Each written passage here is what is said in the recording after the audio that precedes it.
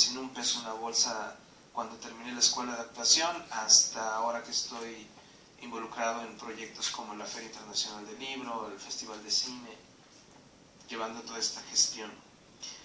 El título de esta cosa que escribí, de pronto me ha costado mucho trabajo, no lo he logrado definir, es Viviendo la orfandad para construir un nuevo horizonte, justamente por lo que acabamos de escuchar, que no hay un proyecto nación, estamos como en esta orfandad de desintegración institucional que vivimos en años anteriores con respecto a la comunidad cultural, o empresas culturales sufren el castigo del mito de Sísifo, ¿no?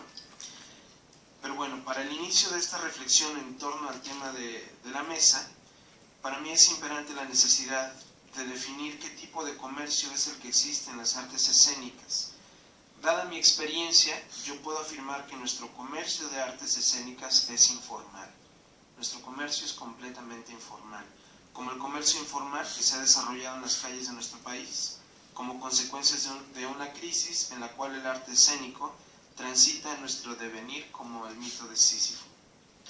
Es necesario recordar que al paso del tiempo en nuestro país el comercio informal ha tenido que ser atendido para contenerlo, regularlo y reconocerlo, dado su crecimiento acelerado e injerencia real en la economía nacional. Las artes escénicas tienen un comportamiento similar y estamos en un momento en el que la tendencia ha obligado paulatinamente a una profesionalización del sector en el área administrativa, ya que los instrumentos institucionales de los últimos 10 años así lo han demandado, como acabamos de escuchar, desde la creación del FONCA, pasando por Puerta a las Américas, hasta el Efiteatro. Frente a esto, dada mi experiencia de los dos lados del escritorio, pienso que de manera empírica las artes escénicas encuentran sus propios mecanismos para mantenerse dentro de los circuitos nacionales e internacionales. En algún momento yo siempre he dicho que la creatividad y la producción es como el caudal de un río, existe de manera natural y ese cauce es continuo y dependiendo de los accidentes geográficos, naturales o intencionales, ese cauce se corta. No obstante que se corte no significa que deje de existir, es decir, las artes escénicas siempre van a tener circulación. Lo que sucede es que como ese cauce que de pronto se cierra, se estanca el agua, algunas cosas se pudren debajo, otras quedan arriba a flote y muy pocas de manera natural encuentran esa salida. Cuando el cauce se contiene por mucho tiempo, de una manera natural se desborda y viene un nuevo flujo o vienen estos instrumentos institucionales que vuelven a abrir brecha y vuelven a encontrar otro camino. Ante estas afirmaciones no ignoro ni menosprecio las iniciativas institucionales para incentivar y contribuir a este fin. Sin embargo, estos mecanismos como becas y apoyos para la circulación nacional e internacional se debilitan en cada cambio de administración, además de que no han sido desarrollados y actualizados de acuerdo al crecimiento de nuestra población artística y a la reducción presupuestal que la misma inflación genera al subsidio de las artes. Es decir, en estas iniciativas de querer hacer circulación, tenemos que reconocer que nuestra explotación demográfica natural nunca ha sido cubierta por una inversión a la par, porque vivimos en un país que tiene problemas económicos. Esto nos coloca en un escenario canibalesco y en ocasiones sombrío. Desde mi experiencia como fundador de la compañía de teatro de ciertos habitantes, tal vez una de las compañías que más experiencia internacional tiene en nuestro país en estos momentos, que de hecho yo considero que es otro de los ejemplos, además de Delfos, como proyectos exitosos de programas como México en Escena, y por otro lado al frente del proyecto cultural de la Universidad de Guadalajara, que contiene proyectos muy robustos en el ámbito de las empresas culturales, como la Feria Internacional del Libro y el Festival Internacional de Cine en Guadalajara, con más de 25 años de innovación y continuidad. Esto ha sido lo más sorprendente de mi experiencia en la universidad, que hay una continuidad. Y al paso de 25 años en medio de este mare magnum de reacomodos sociales, se levanta como una de las opciones o como una de las guías para poder determinar lineamientos de cómo llevar a cabo una relación internacional, y el mejor ejemplo sería tal vez la Feria del Libro en español en Los Ángeles, que eso podríamos llevarnos mucho tiempo. Sin embargo, en estos dos proyectos tenemos obviamente dos mercados que han impactado directamente a las artes escénicas en el Estado. Es por esto que soy un convencido que uno de los futuros de las artes escénicas frente a nuestra realidad económica está en la circulación nacional e internacional. Para explicar esta convicción me permitiré ahora sí ahondar en la analogía que estoy queriendo utilizar respecto al mito de Sísifo.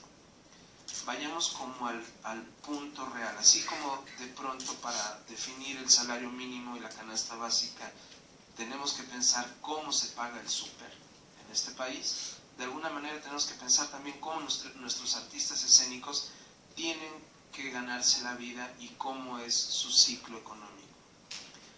En cualquier hecho escénico, la principal preocupación de cualquier integrante es que al término de cada proyecto, se tiene que comenzar desde el pie de la montaña cada vez, desde concebir la idea hasta gestionar el recurso económico o, en su caso, conseguir ser contratado en un nuevo proyecto e iniciar el ascenso. Pero siempre se sabe que cada vez que se termine el proyecto, no hay garantía de ingreso económico después de llegar a la cima, por lo cual se regresa de nuevo al inicio. El ciclo de un hecho escénico, sobre todo en danza y teatro, la música tiene otra lógica, aunque hay puntos en los que todos se cruzan. Tendríamos que pensar también en el performance y todo aquel arte escénico. Estos procesos pueden durar entre 4 o 6 meses, y dentro de este ciclo el flujo económico de los integrantes se consume a la par de la temporada, es decir, que mientras corre la temporada, con el pago de honorarios se cubren los gastos cotidianos, o en un ejercicio muy riguroso se tendría un ahorro mínimo que permita la transición al siguiente proyecto. Otra dinámica es la de trabajar en proyectos simultáneos o proyectos que se traslapen.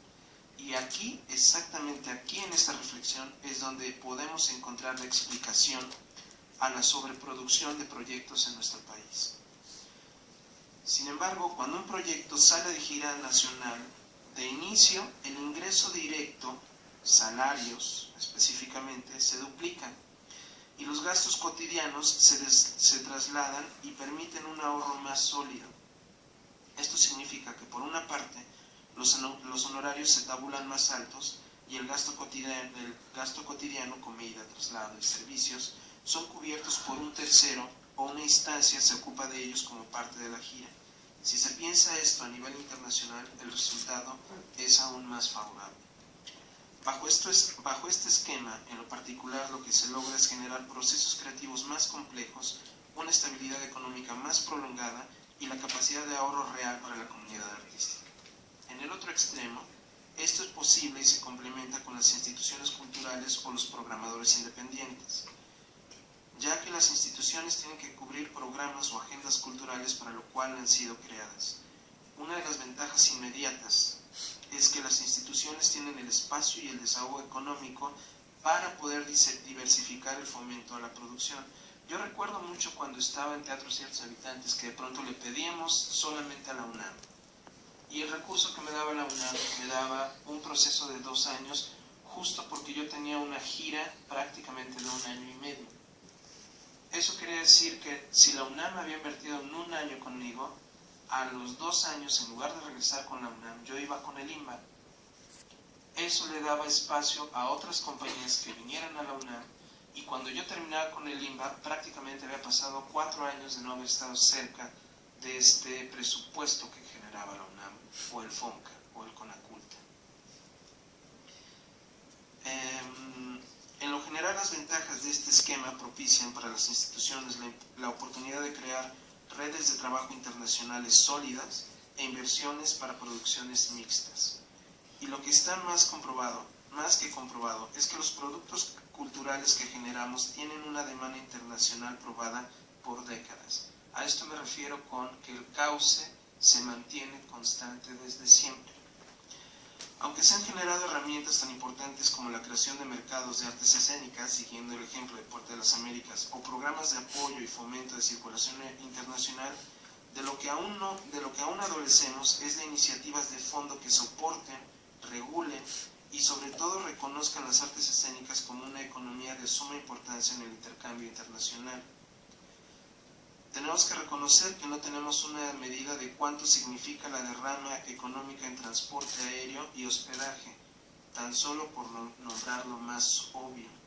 De la misma manera no tenemos una cantidad de la derrama económica que se genera en el tránsito aduanal y en el visado de nuestros proyectos culturales. Insisto, nuestro mercado de las artes escénicas existe de una manera informal, no por cómo opera, pero sí en tanto que no lo hemos medido en todas sus ramificaciones y no existe una articulación o una iniciativa que nos permita gestionar mejores condiciones de frente al comercio internacional. Simplemente al revisar la programación anual de nuestros eventos internacionales, festivales, encuentros, coloquios, además de todos los apoyos federales y estatales para la circulación de nuestros productos culturales que sí existen, podemos perfilar las primeras líneas de trabajo para proponer de manera ordenada iniciativas que nos fortalezcan en el tema que hoy nos ocupa. Encontramos en cada actor de este gremio un eco en las complicaciones para poder sostener una programación por un lado y una gira extensa por el otro. A todos los que recibimos productos culturales extranjeros nos encarece el pago de impuestos a los honorarios de los extranjeros. No hay incentivos fiscales. Los costos aduanales no están diferenciados entre productos culturales y productos comerciales. La internación de artistas ha tenido ajustes importantes en nuestro país que han facilitado el intercambio internacional. Esto me refiero, por ejemplo, Colombia, que se le ha retirado la necesidad de visa para ingresar al país, o la posibilidad de que algún artista ingrese a nuestro país con 120 días de margen para que no tengan que pedir un permiso especial. Sin embargo, este trato no es recíproco de frente a países de América del Norte, refiriéndonos específicamente a Estados Unidos. Así que por una parte debemos de comenzar a medir el impacto económico en nuestras transacciones internacionales y por otra es necesario comenzar a promover iniciativas como, me permito citar en este momento algunas charlas que hemos sostenido con Verónica Bernal, directora del Festival de Música en Morelia, crear un padrón de proyectos culturales que puedan ser sujetos de un incentivo fiscal al pago de impuestos a extranjeros, solo por citar un ejemplo, para poder empezar a negociar de frente o en el contexto del Tratado de Libre Comercio.